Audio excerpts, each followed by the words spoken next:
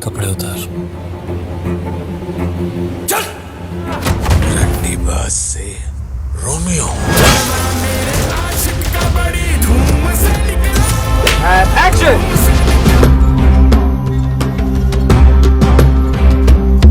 तो फाइनली दोस्तों, ओ रोमियो सिर्फ एक फिल्म नहीं है, ये एक एहसास है, एक जुनून है जिसने सिनेमा घरों में रिलीज होते ही रोमांटिक एक्शन वाली फिल्मों की दुनिया में तहलका मचा दिया है।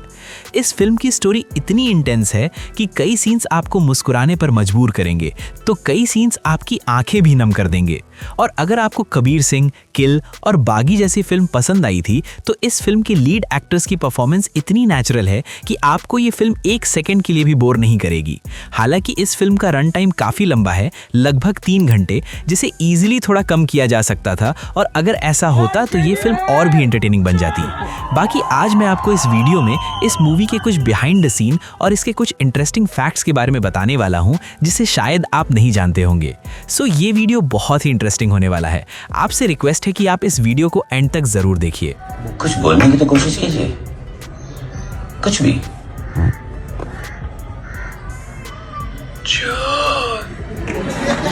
ओ रोमियो इस साल की अच्छी रोमांटिक एक्शन थ्रिलर वाली फिल्मों में से एक है, जिसकी प्रिंसिपल फोटोग्राफी को जनवरी 2025 में एक पूजा सेरेमनी के साथ पूरे क्रू मेंबर की प्रेजेंस में स्टार्ट किया गया था। और इस मूवी की पूरी शूटिंग को मुंबई, हिमाचल प्रदेश और स्पेन के कई ब्यूटीफुल जगहों पर टोटल 8 से 9 महीनों में कंप्लीट कर लिया गया था। जैसा कि आप यहाँ पे हिमाचल प्रदेश के पालमपुर के पहाड़ों वाले रोमांटिक सीन को शूट होता हुआ देख सकते हैं।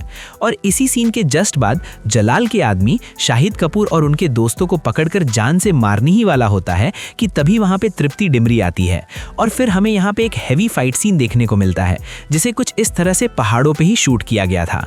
और फिर इस सीन का मेन विलन जो कि ये होता है, जिसे आप यहाँ पे इस फिल्म के डायरेक्टर विशाल भारद्वाज के पैर छूते हुए देख सकते हैं, जिसे तृप्ति डिमरी इस सीन में जान से मार देती है।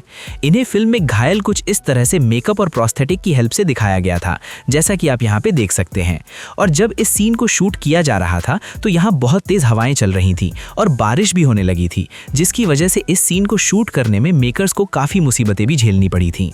आपने इस मूवी का मोस्ट वायरल सॉन्ग पान की दुकान को तो अब तक एक ना एक बार जरूर सुन लिया होगा, जो इस समय सोशल मीडिया पर काफी ज्यादा वायरल हो रहा है, जिसमें हमें शाहिद कपूर और दिशा पाटनी का जबरदस्त डांस स्टेप दिखने को मिलता है, जो कि गोविंदा की इस गाने की कॉपी लगता है।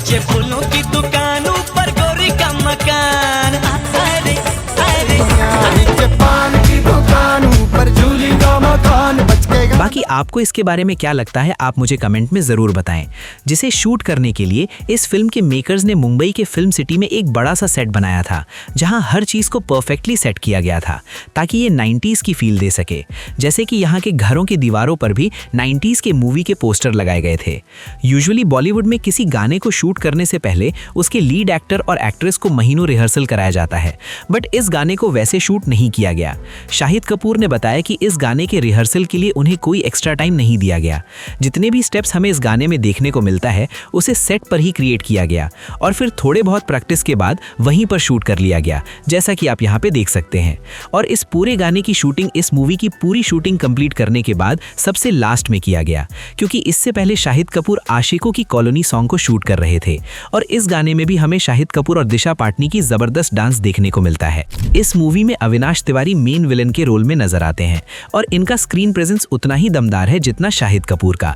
इन्होंने अपना ये रोल परफेक्शन के साथ किया है, और इन्हें इस रोल के लिए सबसे ज्यादा मेहनत करना पड़ा, क्योंकि सबसे पहले इन्हें इस रोल के लिए अपना बॉडी बनाना पड़ा, बाल कटवाने पड़े, और फिर हैवी कॉस्ट्यूम भी पहनना पड़ता था, जिसे पहनने में ही सिर्फ 2 घंटे लगते थे, जैसा कि आप यहाँ पे देख सकते हैं। और पहली बार ये इस फिल्म में एक बुल से फाइट करते हुए दिखते हैं, जिसकी प्रैक्टिस करते हुए आप इन्हें स्टूडियो के अंदर में देख सकते हैं। और फिर प्रैक्टिस के बाद इस पूरे सीन को कुछ इस तरह से शूट किया गया था।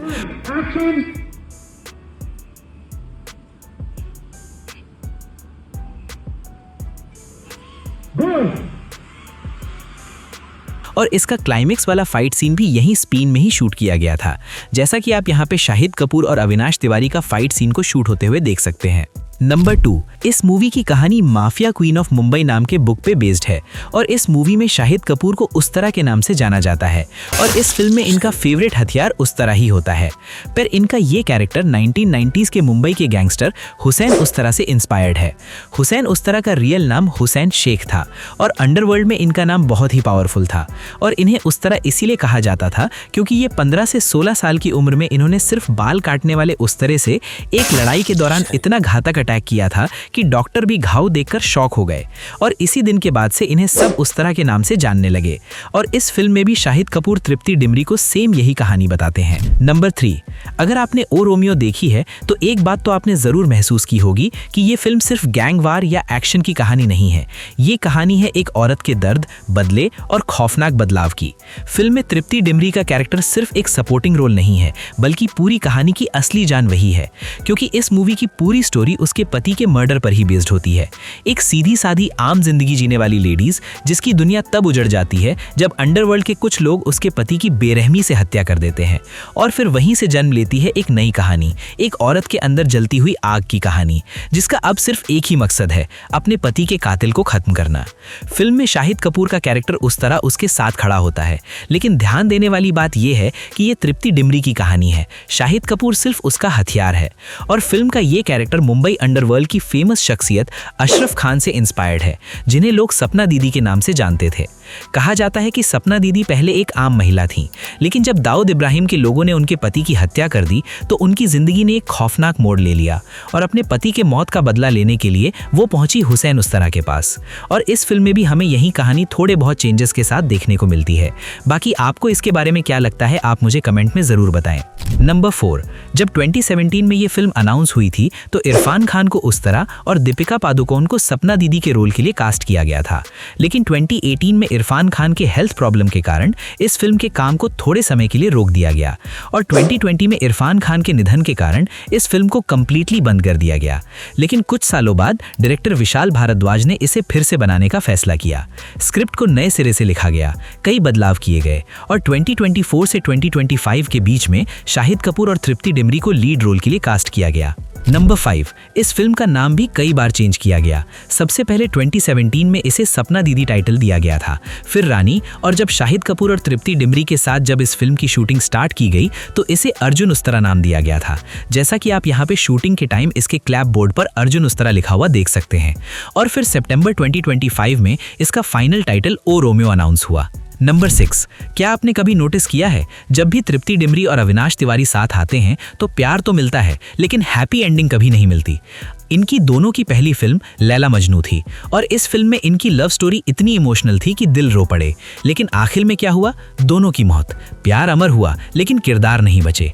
और इनकी दूसरी फिल्म बुलबुल थी, यहाँ भी दोनों साथ दिखे, लेकिन इस बार कहानी ने ऐसा मोड़ लिया कि तृप्ति का कैरेक्टर खत्म हो गया, मतलब फिर से नो हैप्पी एंडिंग। और अब ओ रोमियो, इस बार लगा शायद किस्मत बदल जाए, लेकिन नहीं, इस बार अविनाश का कैरेक्टर खत्म हो जाता है। मतलब साफ है इन दोनों को फिल्मों में एक दूसरे का साथ तो मिलता है लेकिन खुशियों वाला अंत नहीं मिलता। कितनी अजीब बात है ना। स्क्रीन पर इनकी केमिस्ट्री कमाल की है लेकिन स्टोरी राइटर हर बार इनका दिल तोड़ देते हैं। अब मैं तो सच में चाहता हूं कि इन दोनों की एक ऐसी फिल्म आए जहां प्यार भी हो, इमोशन भी हो, लेकिन आखिर में दोनों जिंदा रहें और साथ रहें। आप क्या कहते हैं? क्या आप भी तृप्ति डिमरी और अविनाश तिवारी को एक हैप्पी एंडिंग वाली फिल्म में देखना चाहते हैं? कमेंट में जरूर बताइए। तो चलिए, this is the end of this video. आपको ये फिल्म कैसी लगी आप मुझे कमेंट में जरूर बताएं। और अगर आपको ये वीडियो पसंद आया हो तो do like this video, share, comment and don't forget to subscribe VFX वाला।